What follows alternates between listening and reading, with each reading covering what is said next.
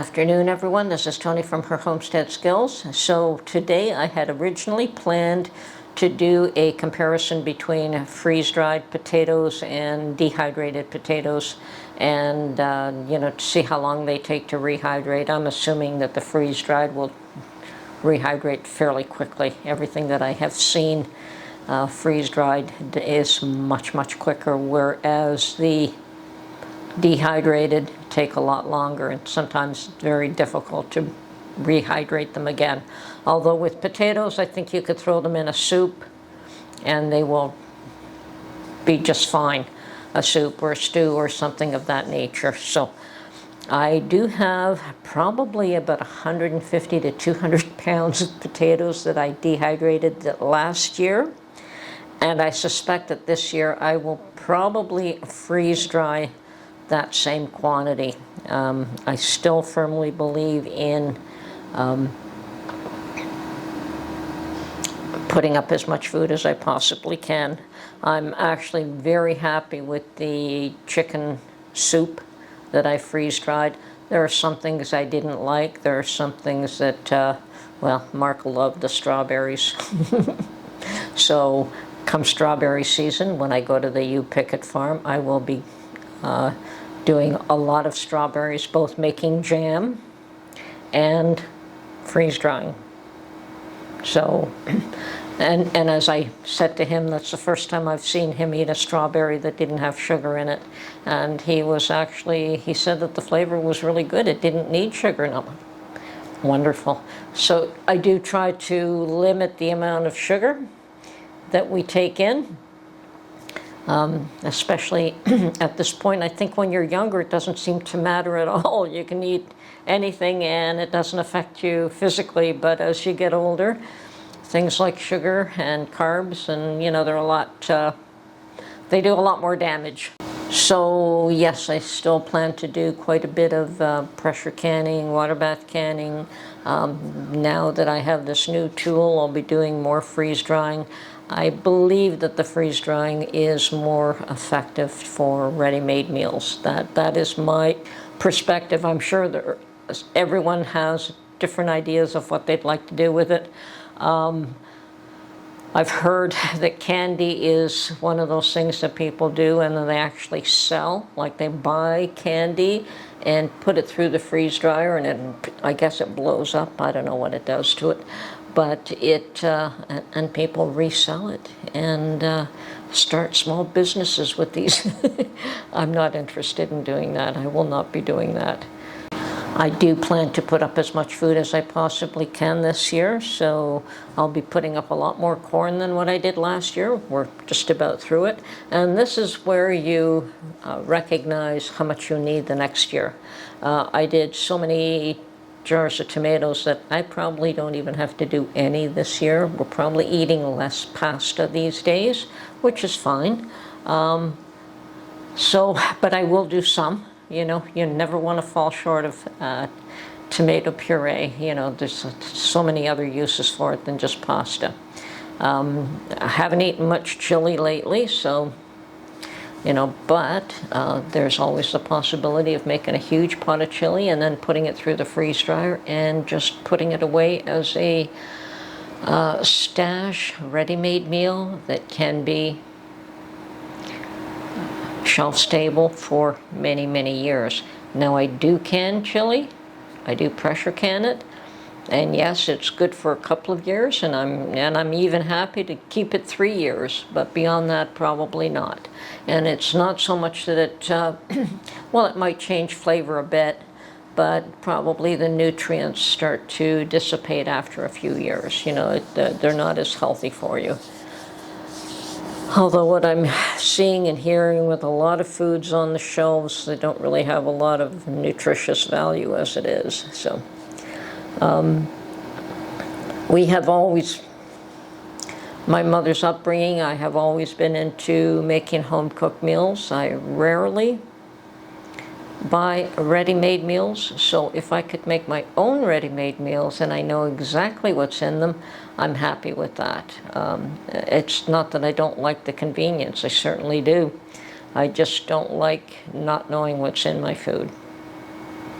And I suspect that's why a lot of us do put up our own food, whether we put up whole meals or whether we put up individual ingredients. I tend to do a lot of mostly individual ingredients and then put it together when I'm making a meal. There is absolutely no doubt that the next 6 months, year, 2 years are going to be very chaotic, and it may extend well beyond that. We know that for sure the next 6 months are going to be ugly because that's an intentional disruption. Things are not going to improve no matter how much they tell you that they have changed and for the better.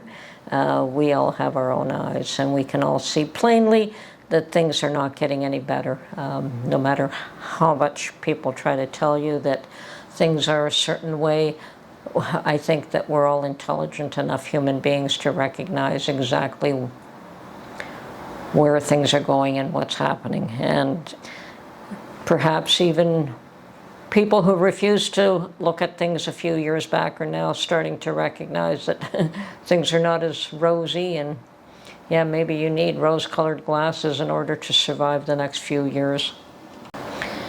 And as always, yeah, it's a matter of hunkering down and getting your ducks in a row. I guess if that's a term you want to use. There's so many cliches we can use. But yeah, check your finances, pay off as many debts as you possibly can. We've been able to ride out these past few years relatively unscathed so far. One never knows what one's going to be hit with next year, 2 months from now, 2 days from now. So we do the best we can to prepare for what you can prepare for now. So at this point, yes, day to day is not a struggle. It's certainly there's no excesses. I'm always very cautious, very careful with where I spend and what I do, and manage to keep my head above water, and that's what's important to me. Now, I would recommend the same thing for anyone. Get yourself out of debt. Do whatever you need to get to that position. Get rid of those ugly credit card debts. I keep credit cards. I have one that I use, and I do have backups, but I try to take care of that bill every month so that I use it more as a convenience rather than a necessity. And thank God for that, because there were times that we lived off those things, and paying them off was a nightmare, if almost next to impossible. So I understand. We've been there. I know how difficult it can be, and sometimes you just have to give up the thing that you want the most in order to get ahead, but that's okay too. If things are meant to be, they're meant to be, and if they're not, they're not. So I'm not sweating it anymore. I'm old enough and wise enough to know that loss is a part of life, and so is gain. It doesn't mean because you've lost something today that you won't gain it back, a year, 2 years, 10 years down the road. And funny thing about that is that later on in life, it's not as important to you as it was when you were younger.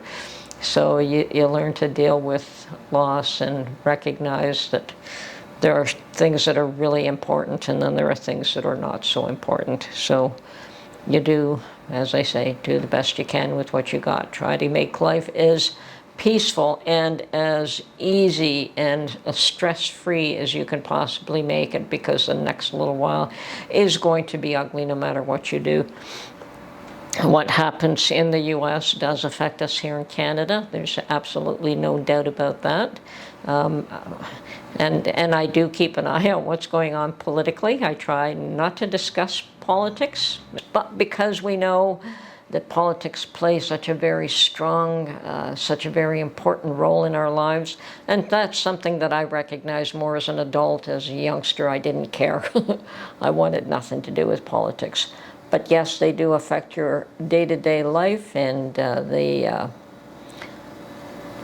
perhaps the amount of money you have to spend, and the rules that you have to live by. So yes, it is important. And well, they say that you get the government you deserve. So let's do our best to get the government we deserve.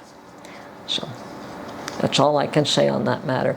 But yes, keep an eye out. I don't think it's going to be easy no matter which way that goes. It could be another ugly 4 years because of one reason, or it could be another ugly 4 years because of another reason. I think the next 4 years are going to be absolutely tricky no matter what. So whether there'll be a lot more infighting, certainly nobody's doing anything to bring people together, and that's what's needed. All those things that make us different are all just superficial. And the things that make us the same are, they are deep, and perhaps it's time that people latched on to similarities rather than differences. Differences are fine. There's nothing wrong with differences as long as it isn't used as a means to divide people and make them hate each other for the slightest little thing.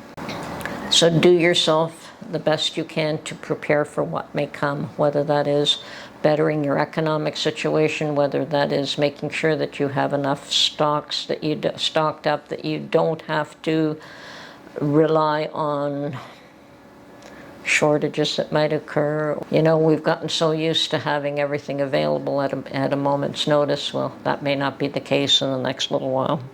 Yes, build a community of like-minded people that you know you can count on, because when the chips are down, they're going to need you and you're going to need them. Anyway, this is Tony from Her Homestead Skills. Hope you enjoyed this video, and we will catch you on the next one. Goodbye for now.